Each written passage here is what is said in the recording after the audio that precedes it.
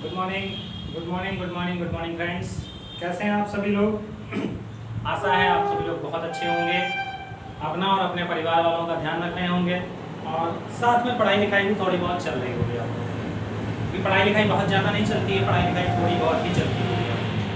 जल्दी से एक बार वीडियो को शेयर कर दीजिए। आज हम लोग एक नया टॉपिक पढ़ने जा रहे हैं जिसका नाम है गोदावरी नदी। गोदावरी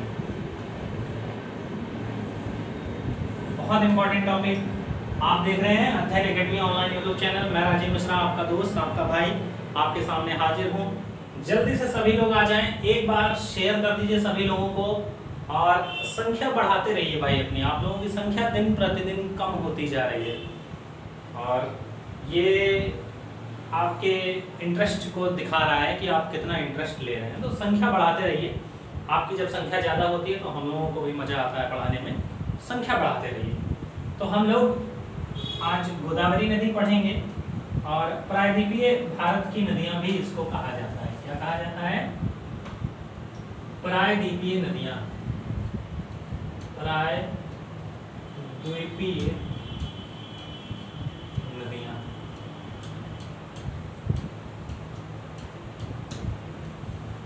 अब प्रायद्वीपीय नदियों की खास बात क्या है? पहले ही आपको बता चुका हूं कि प्रायद्वीपीय नदियां जो हैं आयु,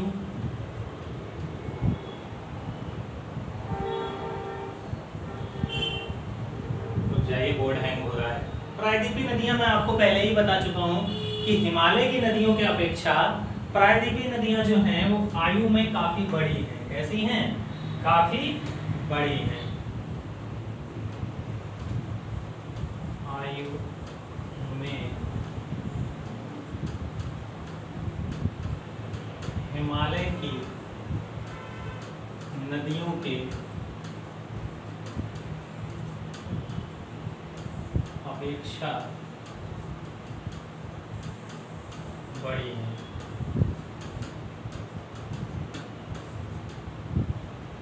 हिमालय की नदियां मैंने आपको बताया था सर्पिलाकार चलती हैं। कैसा चलती हैं? सर्पिलाकार। ये नदियां रेखीय बहती हैं। ये नदियां रेखीय बहती हैं। कैसा बहती हैं? रेखीय बहती हैं।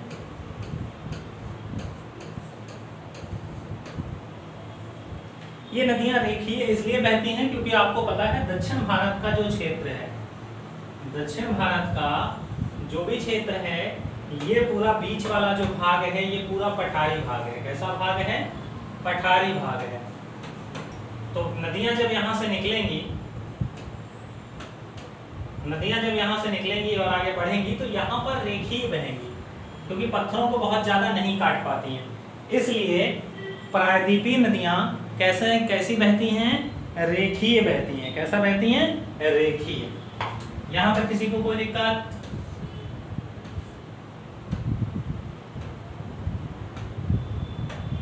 चलिए दूसरा,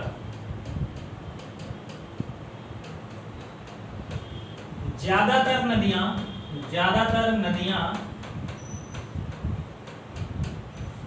बंगाल की खाड़ी में गिरती हैं। बंगाल की खाड़ी में गिरती हैं।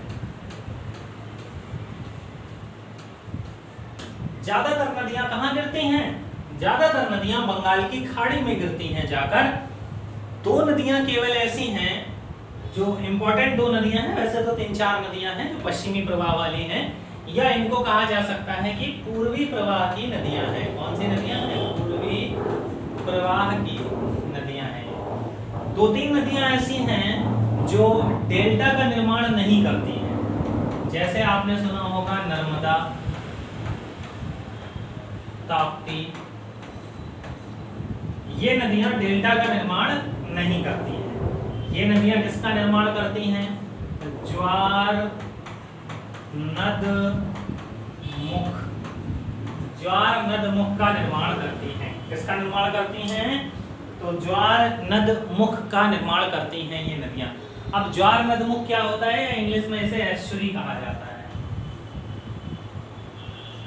इंग्लिश में क्या कहा जाता है? एस्चुरी कहा जाता है।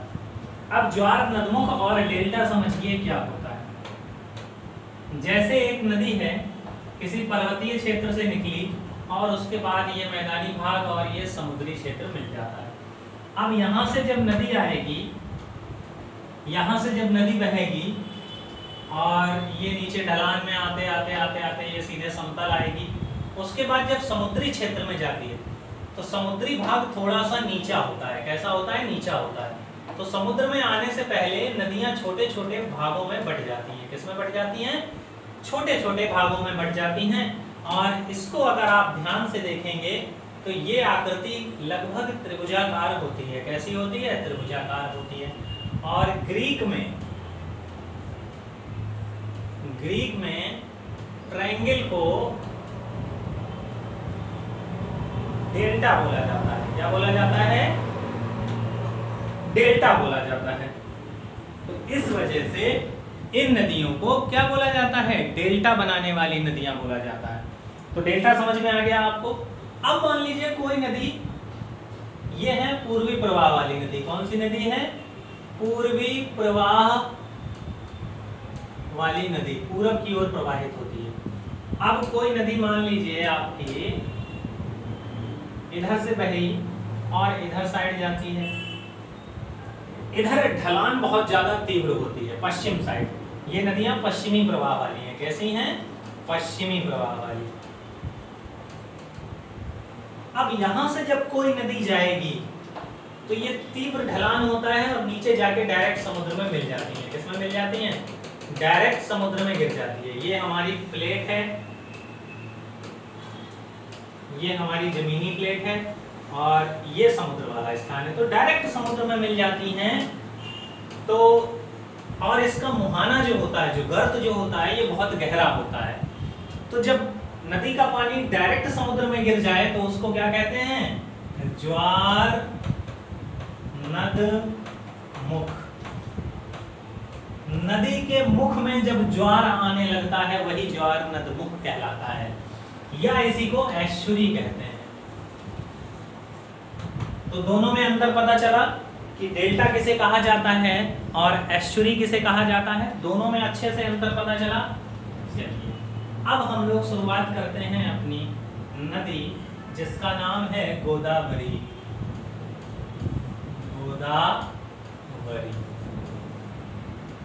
पहले इसके बारे में अच्छे से देख लेते हैं, फिर उसके बाद इसकी मैपिंग हम लोग देखेंगे, मैपिंग के बारे में भी चर्चा करेंगे।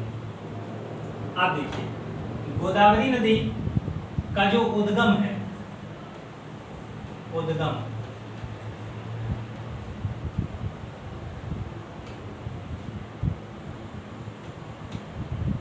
पश्चिमी घाट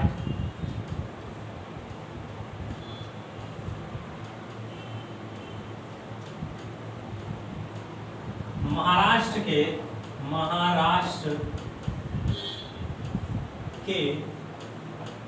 नासिक जिले के त्रियंबक नामक ग्राम के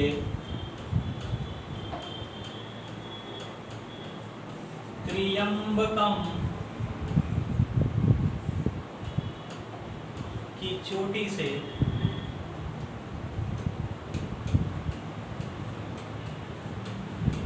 होता है।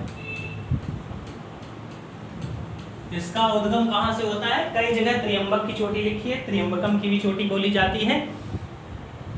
राज्य का नाम है महाराष्ट्र, जिले का नाम है नासिक, गांव का नाम है त्रियंबक। त्रियंबक नामक गांव में एक चोटी पड़ती है जिसका नाम है त्रियंबकम। वहां से ये गोदावरी नदी का उद्गम होता है। गोदावरी नदी कितने राज्यों में बहती है? राज्य। अगर इसका अपवाह तंत्र देखा जाए तो अपवाह तंत्र तो कई राज्यों में है, लेकिन अगर इसके राज्य देखे जाए कितने राज्यों में ये नदी बहती है, तो ये 4 राज्यों में बहती है। महाराष्ट्र, तेलंगाना,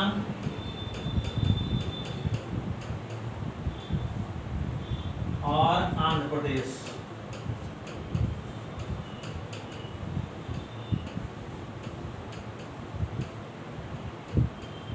और एक केंद्र शासित राज्य है जिसका नाम है पौंडीचेरी।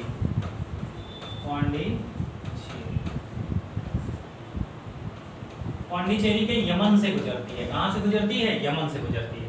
तो इन 4 राज्यों में ये नदी प्रवाहित होती है। वैसे अगर इसके अपवाह तंत्र की बात करी जाए तो अपवाह तंत्र में मध्य प्रदेश भी आ जाता है, छत्तीसगढ़ भी आ जाता है।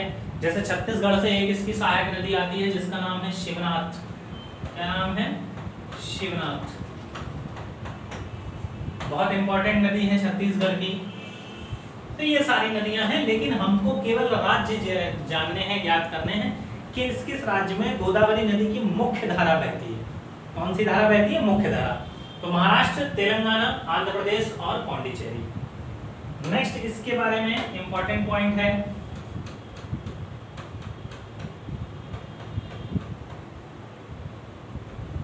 आंध्र प्रदेश के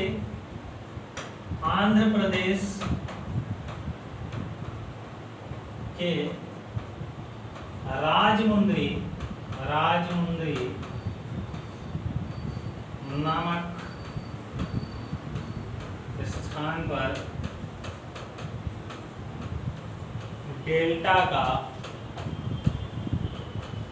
निर्माण करती है।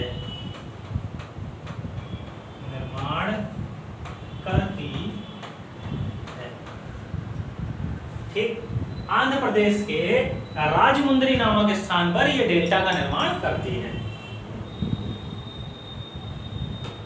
नेक्स्ट पॉइंट है इसका, डेल्टाई क्षेत्र में यह नदी 2 भागों में बट जाती है। ये आपको बहुत कम किताबों में मिलेगा। 2 भागों में बट जाती है।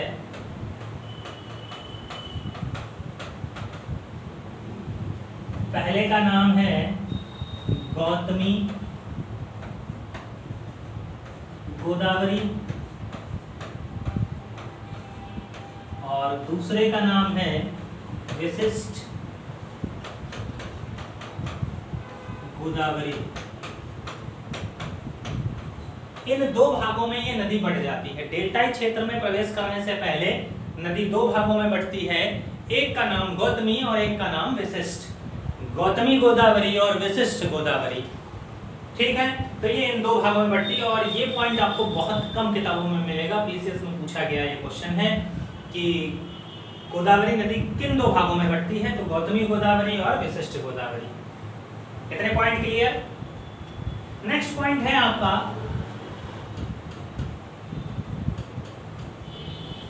गोदावरी की लंबाई जरूर याद रखिएगा। गोदावरी की लंबाई 1465 किलोमीटर है। कितनी है? 1465 किलोमीटर। 1465 किलोमीटर इसकी लंबाई है। ठीक, इसको वृद्ध गंगा, बूढ़ी गंगा,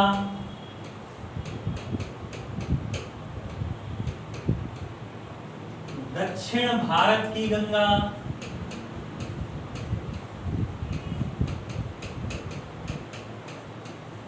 भी कहा जाता है।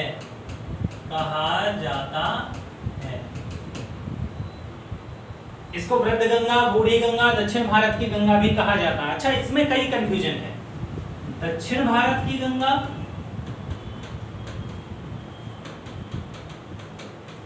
और दक्षिणी गंगा, इसमें कंफ्यूजन है।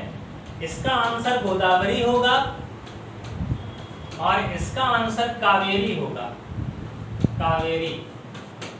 दक्षिणी गंगा मतलब सबसे दक्षिण में जो गंगा है वो गंगा आपकी दक्षिणी गंगा कहलाएगी और दक्षिण भारत की गंगा गोदावरी कहलाती है। कौन सी कहलाती है? तो गोदावरी कहलाती है। नेक्स्ट पॉइंट इसका मोस्ट इंपॉर्टेंट क्या है? इसको वृद्ध गंगा कहा जाता है, बूढ़ी गंगा कहा जाता है, दक्षिण भारत की गंगा भी कहा जाता है। ठीक है, नेक्स्ट पॉइंट,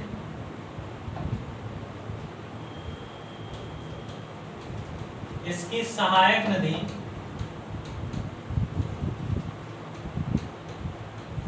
मंजीरा के तट पर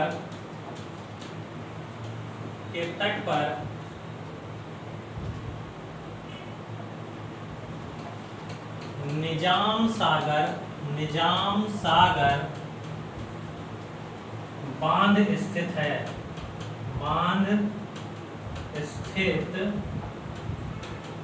है, या इसी को हुसैन सागर बांध कहा जाता है, और ये कहाँ है? हैदराबाद में, और गोदावरी की सबसे लंबी सहायक नदी है मंजीरा।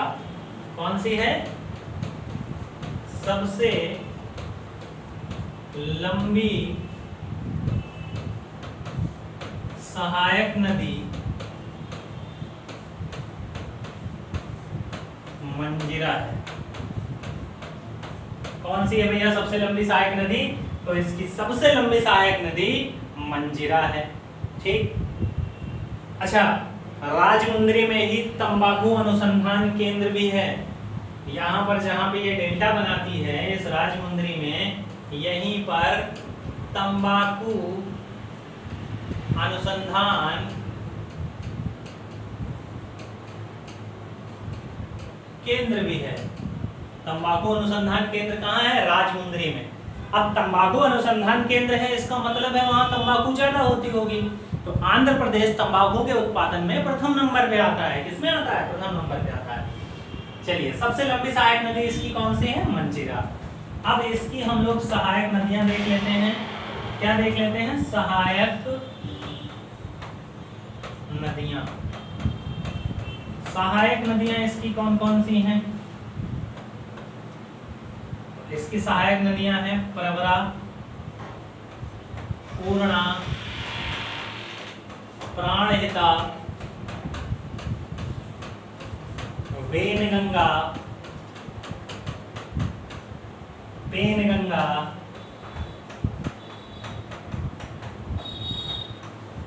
वर्धा, इंद्रावती और मंजीरा। ठीक, प्रवरा, पूर्णा, प्राणहिता, वेनगंगा, पेनगंगा, वर्धा, इंद्रावती और मंजीरा, ये इसकी सहायक नदियां हैं। कौन सी नदियां हैं? सहायक नदियां हैं इसकी। अब आइए जल्दी से इसका हम लोग मैप देख लेते हैं। दक्षिण भारत की नदियों का मैप देख लेते हैं कि मैप कैसा है। चलिए, तो बनाया जाए दक्षिण भारत। तो ये हमारा बनके तैयार हो गया दक्षिण भारत। और ये नदी कहाँ से निकलती है? पश्चिमी घाट में एक चोटी है, इस चोटी का नाम है, महाराष्ट्र में, इस चोटी का नाम है त्रियंबकम। क्या नाम है इसका? त्रियंबकम।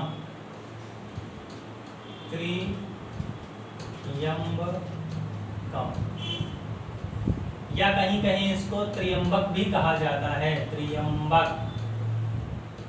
ठीक, अब यहां से एक नदी निकलती है आपकी, और इस नदी का नाम है गोदावरी। क्या नाम है? गोदावरी। ये दो भागों में बढ़ जाती है। ये जहां पर डेल्टा बनाती है, ये डेल्टाई क्षेत्र है। इस शहर का नाम क्या है? राजमुंदरी। इस शहर का नाम क्या है? राजमुंदरी।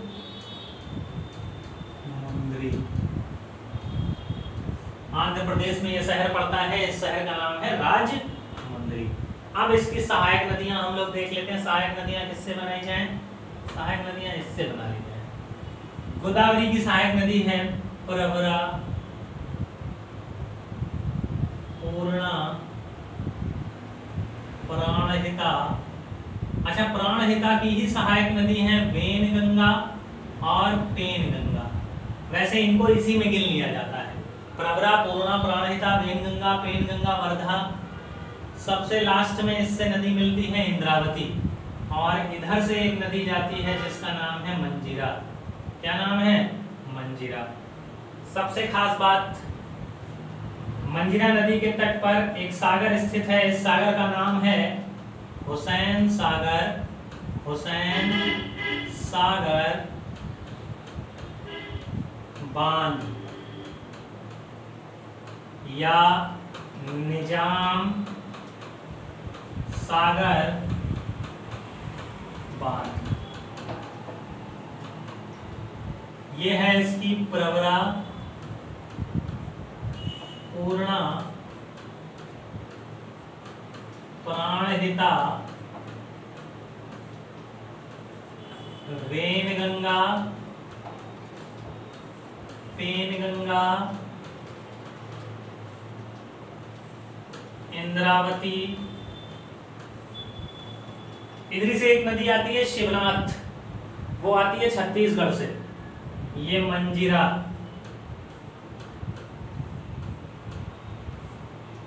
अच्छा, ये जो हुसैन सागर है आपका, जो हुसैन सागर है,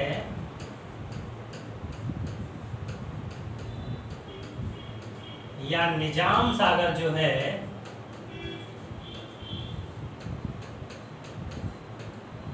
ये हैदराबाद के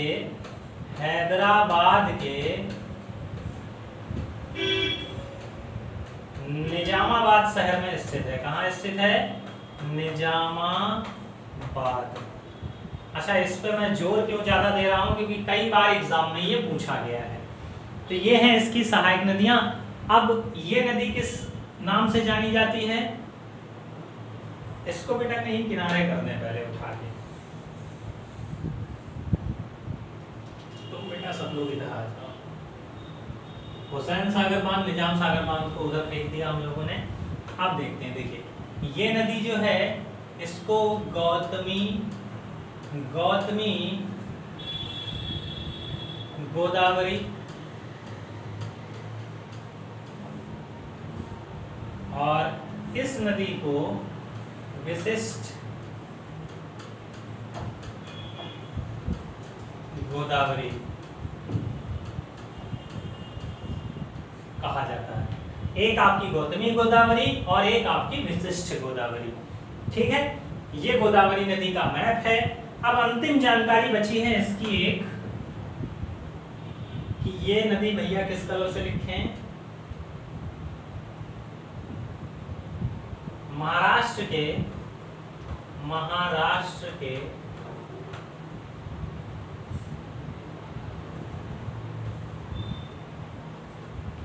नासिक में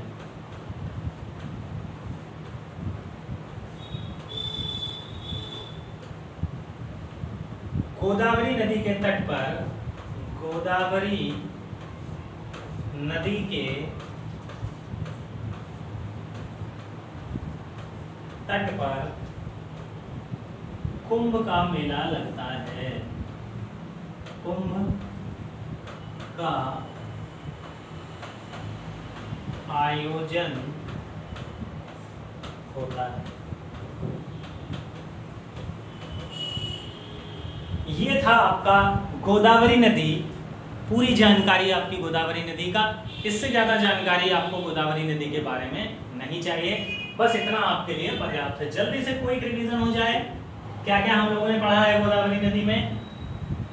गोदावरी नदी का उद्गम बेटा कहाँ से होता है? तो इस नदी का उद्गम महाराष्ट्र के नासिक जिले के त्र्यंबक नामक गांव के त्र्यंबकम की पहाड़ी से होता है। कौन कौन राज्य में बहती है? तो महाराष्ट्र, तेलंगाना, आंध्र प्रदेश, पांडिचेरी के यमन में। याद रखिएगा, यमन, माहे यमन कराइकल को मिला के पांडिचेरी बनता है, यमन में गुजरती है। आंध्र प्रदेश के राजमुंद्री नामक स्थान पर डेल्टा का निर्माण करती है। राजमुंद्री में ही तंबाकू अनुसंधान केंद्र है। आगे बढ़िए तो क्या कह रहा है कि डेल्टाई क्षेत्र में ये नदी दो भागों में बढ़ जाती है, विशिष्ट गोदावरी और गौतमी गोदावरी। गौतमी ऋषि थे, विशिष्ट ऋषि थे, इन्हीं के नाम पर इस गोदावरी का नाम पड़ा। आगे बढ़ेंगे तो कह रहा है गोदावरी नदी की लंबाई 1465 किलोमीटर है। गंगा की लंबाई 2525, सिंधु नदी की लंबाई 2880, ब्रह्मपुत्र नदी की लंबाई 3000 किलोमीटर या 2900 किलोमीटर, ऐसे याद रखिए आप। गोदावरी की 1465, इसको वृद्ध गंगा, बूढ़ी गंगा, दक्षिण भारत की गंगा भी कहा जाता है। इसकी सहायक नदी मंजीरा नदी के तट पर निजाम सागर बांध या हुसैन सागर बांध स्थित है। कहां पर स्थित है? तो हैदराबाद के निजामाबाद नामक शहर पर, हैदराबाद के निजामाबाद नामक स्थान पर। कहां पर है? निजामाबाद। ठीक है। सबसे लंबी सहायक नदी इसकी मंजीरा है। सहायक नदी प्रवरा, पूर्णा, प्राणहिता, वेनगंगा, पेनगंगा, वर्धा, इंद्रावती। इंद्रावती बाएं छोर से मिलने वाली अंतिम नदी है। कौन सी नदी है? अंतिम नदी है। और मंजीरा इसकी सबसे लंबी सहायक नदी है। कैसी सहायक नदी है? लंबी सहायक नदी। फिर उसके बाद हम लोगों ने गोदावरी का मैप देखा। कहां से निकलती है? तो त्रियंबक की चोटी से निकलती है। प्रवरा, पूर्णा, प्राणहिता, वेनगंगा, पेनगंगा, इंद्रावती, मंजीरा, वर्धा, दुधना, कई सारी और भी सहायक नदियां हैं। दुधना है, शिवनाथ है, ये सारी सहायक नदियां हैं। लेकिन सबसे इंपॉर्टेंट नदियां यही हैं: प्रवरा, पूर्णा, प्राणहिता, वेनगंगा, पेनगंगा, वर्धा, इंद्रावती और मंजीरा। इतना आपको याद रखना है। महाराष्ट्र के नासिक में गोदावरी नदी के तट पर क्या लगता है? कुंभ का मेले का आयोजन होता है प्रत्येक 12 वर्षों में। तो ये था आपके गोदावरी नदी के बारे में संपूर्ण जानकारी। आशा करते हैं आपको बहुत अच्छे से समझ में आया होगा। अगर वीडियो अच्छी लगी हो तो वीडियो को शेयर करना मत भूलिएगा। और जो व्यक्ति इस चैनल पर नया है, आज पहली बार वीडियो को देख रहा है, चैनल को सब्सक्राइब करना मत भूलिएगा। बने रहिए हमारे साथ। Stay tuned with us, a lot of things to know about geography. बहुत सारी चीजें बची हैं अभी ज्योग्राफी के बारे में जानने के लिए। तो मिलते हैं नेक्स्ट वीडियो में, तब तक के लिए नमस्कार। जय हिंद, जय भारत, जय श्री कृष्णा। मस्त रहें, स्वस्थ रहें, व्यस्त रहें। Bye bye.